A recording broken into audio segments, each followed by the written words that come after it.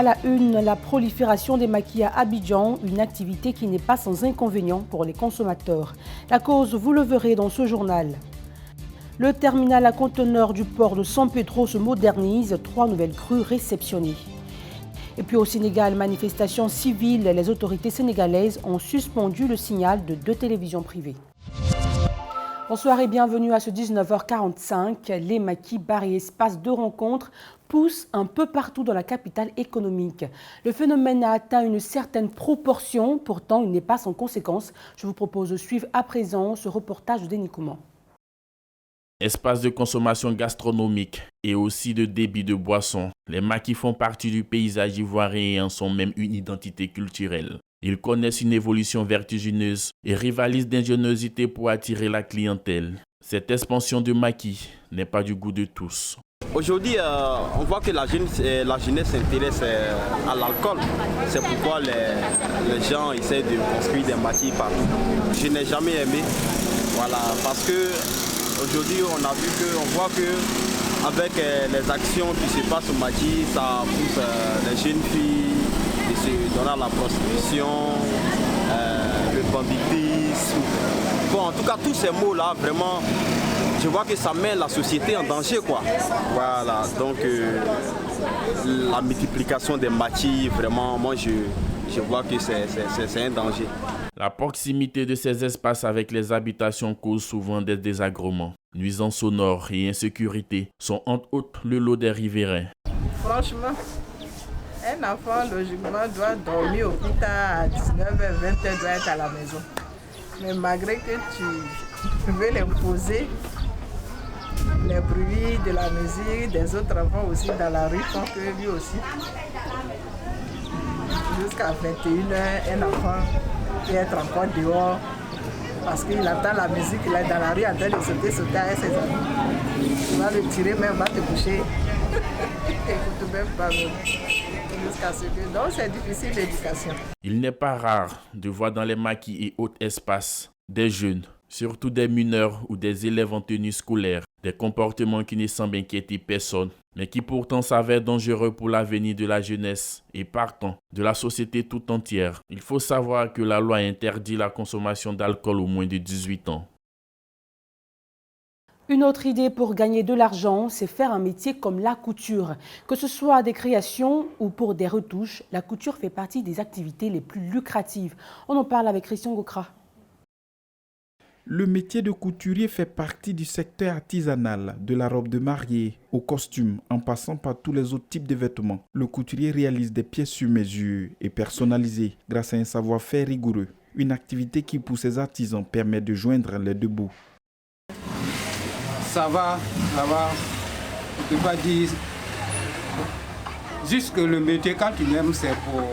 On considère ça comme. C'est la passion. Aimer quelque chose, c'est une passion. On ne regarde pas l'argent derrière. On regarde ce que tu fais. Et quand tu vois les gens habillés de ta propre main, vraiment, ça te donne la joie. Et toi-même, quand tu t'habilles, tu es à l'aise au milieu des gens. C'est ça le métier. Bon, le métier nourrit son homme. J'arrive à payer ma maison, m'occuper de moi-même, ma petite famille, et puis mes parents. Mon chiffre d'affaires, je l'évalue à 50 à 100. Pour ces couturiers, s'organiser dans le travail permet d'être plus performant afin de répondre aux attentes de la clientèle. L'organisation, bon, ça va.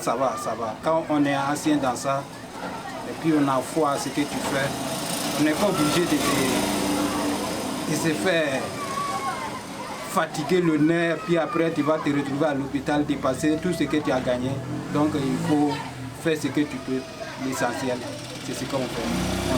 Ils exhortent les jeunes à exercer une activité, la couture en particulier, car c'est un métier passionnant et pourvoyeur d'emploi. La couture nourrit son homme. C'est mieux de faire la couture, d'apprendre la couture que d'aller voler ou d'aller mendier.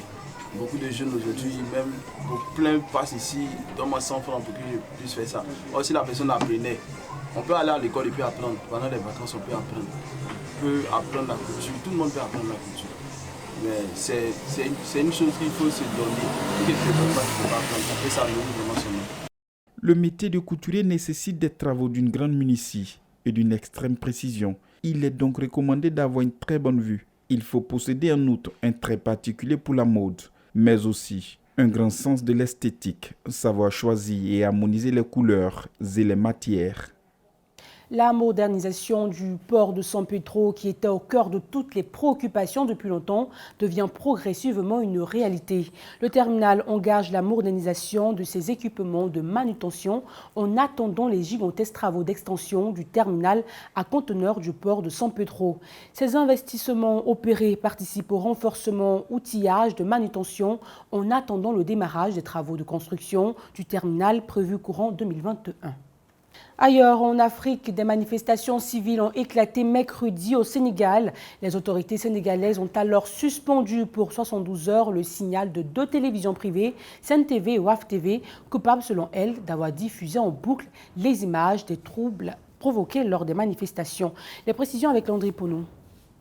Au moins un mort et des blessés au nombre encore inconnu. Bilan des manifestations au Sénégal en cours depuis mercredi, suite à l'arrestation de l'opposant Ousmane Sonko. Dakar, Ziguinchor et d'autres localités ont brisé le pacte du calme et de la sérénité qui caractérise habituellement le pays. À l'origine du désordre, une plainte pour viol et menace de mort contre Ousmane Sonko, arrivé 3e à la présidentielle de 2019 et déjà annoncé comme candidat sérieux à celle de 2024. Le concerné crie au complot pour justement l'empêcher de briguer la prochaine magistrature suprême. Convoqué mercredi, son cheminement vers le tribunal s'est transformé en procession, ce qui lui a valu l'accusation de trouble à l'ordre public et une garde à vue. La suite, on la connaît. Échange de jets de pierre et de gaz lacrymogène entre partisans de l'opposant et forces de l'ordre. Scène de pillage. Des heurts qui, dans la foulée, ont entraîné la suspension pour 72 heures du signal de 2 télévisions privées, coupables, selon les autorités, d'avoir diffusé en boucle les images des troubles. Les réseaux sociaux sont aussi fortement perturbés. L'État entend tout mettre en œuvre pour assurer la stabilité dans le pays et laisser la justice faire correctement et en toute transparence son devoir. Un incendie s'est aussi produit mercredi au Nigeria. Une section de l'aéroport principal du Nigeria a été ravagée par un incendie à l'aéroport international Murtala Mohammed avant d'être finalement éteint avec l'aide des pompiers. La cause de l'incendie n'a pas encore été déterminée et rien n'indique qu'il ait perturbé les activités aériennes du plus grand et du plus fréquenté des aéroports du Nigeria. La coordination nationale de la gestion de riposte au Covid-19 a fait le mercredi 3 mars le point de la pandémie au Togo. Selon le coordonnateur national, la situation du Grand Lomé est préoccupante et si aucune amélioration n'est constatée d'ici quelques jours, des mesures fortes seront prises pour freiner la contamination. Un couvre-feu pourrait être éventuellement lancé. En France, par contre, le gouvernement a annoncé la fermeture des 2/3 des centres commerciaux et grandes surfaces de plus de 10 000 m² dans 22 départements placés sur surveillance renforcée. La mesure prend effet à compter de ce vendredi soir à minuit. Le pape visite l'Irak, premier déplacement à l'étranger depuis 15 mois. Ce voyage est une grande première pour le chef de l'Église catholique sur cette terre où la Bible situe la naissance d'Abraham. Le pape François invite ainsi les différentes communautés au dialogue et à la réconciliation. Voilà qui achève cette édition. On se donne rendez-vous demain pour le récap de la semaine. D'ici là, portez-vous bien.